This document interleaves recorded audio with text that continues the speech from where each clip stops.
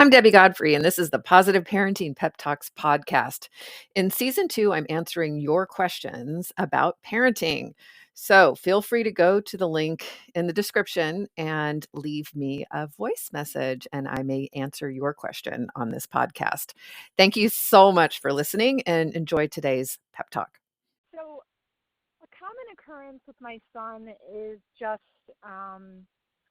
crying, especially in a public space or a public situation, to try and get his way. And my husband and I both have been really good about not giving in, even though it can be really embarrassing.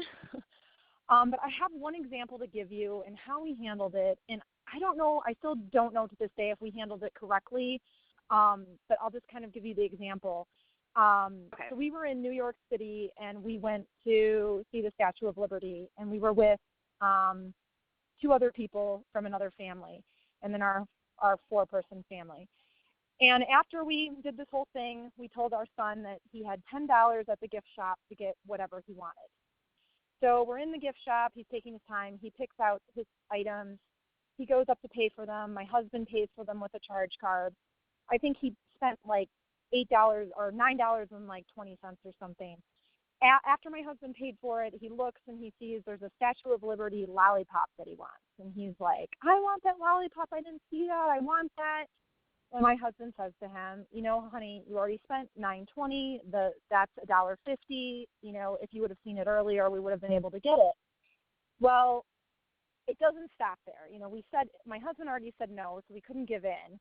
But we had to get back on the boat to go back to Manhattan, and there are hundreds of people waiting in line to get on the boat. And he is screaming and yelling, saying, I wanted that. This isn't fair. Like, I want to return the other things. I need it now. I'm not getting on that boat until I get it. Just going on and on. So I kind of pulled him aside. It was embarrassing because, 100 people are watching it, and we're under a spotlight. It was pretty awful. So I take him aside. I'm like, honey, it was just bad luck that you saw it at that point. You had already spent this. I wish we could have returned it, but we can't. Let's just have fun. Be happy with what you got. I understand you're disappointed. And, it's a bummer that it happened that way, but sometimes this stuff just happens. I'm like, you can get a lollipop of something else tomorrow or something. Well, he just wouldn't let it go. And this is what he does. He just doesn't let things go. And so he was crying, carrying on. And we're in this line for like 20 minutes, and he's screaming and yelling. And finally, after I spoke to him in that regard, I didn't really have anything else to say to him. So I was just like, look, this is how it is. I'm sorry that you feel this way, but, there's nothing we can do about it now. So he's screaming for 20 minutes, and I'm just sort of ignoring him. But I felt bad because all of these people are, hearing him, and it's unpleasant for them. So I felt terrible because it's not fair to everyone else there, but I could have run in and got him the lollipop, and he would have been happy, and he would have shut up. But here I made it terrible for everyone in this public situation. And hundreds of people were staring at us like they're terrible. Well, okay, so here's the one thing you did. Yeah, one thing is, you weren't in a nice restaurant, first of all. So it wasn't like you were disturbing them. It sounds like you were outdoors. Yes. And so I don't know that even though it was totally embarrassing, I get that and all that, I don't know that it was interfering with their rights to the extent that you were being negligent as a parent to their rights to have a decent time of it. So, if you were I guess it was embarrassing that I even had a child that was misbehaved at this point. And then even after the fact, so even we got on the boat, and he finally calmed down. I kind of took him aside. He had stopped crying, and he's just like, I'm really sad. And I'm like, well, you need to apologize to Scott, who set this up for us. This are the people that hosted us in New York, because, he was trying to have a good time, and you were screaming and yelling. So he went over, and he said, Scott, I'm so sorry I was screaming and yelling. But just so that you know, I really wanted that lollipop. So I don't know if he got the message. That's great, actually. It sounds like he did understand it. Yeah. Okay. I just didn't, but it's like situations like this that happen all the time, and I think they're related. Like, we're in church, and he didn't want to be there in the first place. And during the church service, he's like, I'm going to die. I'm so hungry. I'm going to die. I need to get out of here. Let me go ahead. Sorry. Yeah, so let's coach on this. So what happened in that other situation is you were doing a good job of handling his feelings, like I understand and blah, blah, blah. But what you were doing was bouncing back and forth between understanding and minimizing, okay? When we get to handle feelings in the class, which is going to be 4 to 5 weeks from now, so it's a while, but it's page 4-2 in your workbook. When we get to that, we'll talk about this idea of handling their feelings. And so what you're going to need to do with him, Adrienne, is stay with the feeling until it shifts. And then you can go into explanation. Because what's happening is this feeling's not getting heard and acknowledged before you're going into problem solving. And so then he's feeling like you're not hearing him, you're not getting him, you're not getting it. And that's one of the reasons I think his behavior is probably escalating. So in the moment when you were saying stuff like, I can see you're really disappointed and it's such a bummer that you didn't see that ahead of time, stay with that. Listen to his response, like what he's going to say. Like, oh, I know, I really. Well, what do you say when he says to me, when I said, that's such a bummer, I'm sorry, it was such bad luck, and he's like, well, it's not bad luck. You could return the other stuff and get the new stuff. Like, what do I say to that? Just say, well, no, we can't do that. Or just say, I know you're disappointed. Just keep on kind of saying that. Okay, so in like that a broken record? No, in that situation, you'd want to, I think it's called, like, mirror what he said. So if he says, no, it's not bad luck, you could go back and exchange it now. You can say, so it sounds like what you want is for me to leave the line and go return it for you.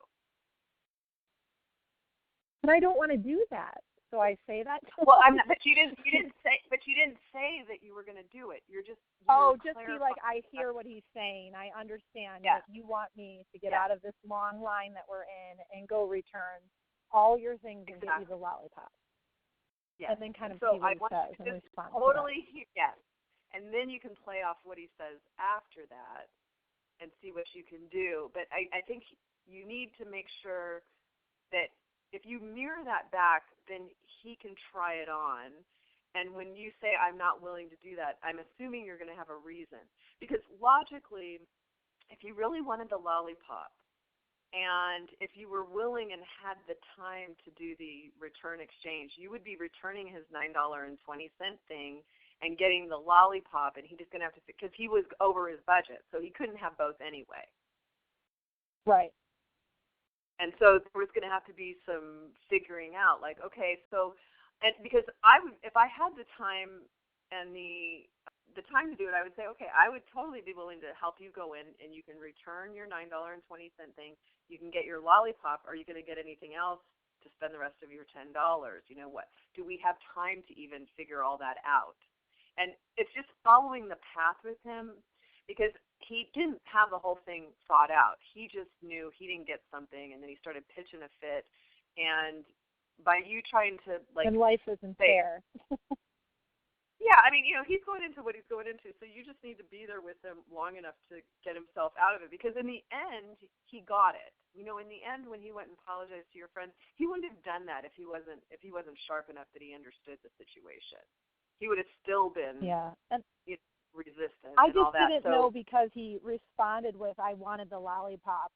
Like, I guess that is true. He did want the lollipop, so he wasn't saying anything wrong in that regard. But I was just like, oh, gosh, here he's apologizing. And then he's like, well, yeah, but I really wanted that lollipop. Like, I didn't know if he was justifying how he behaved.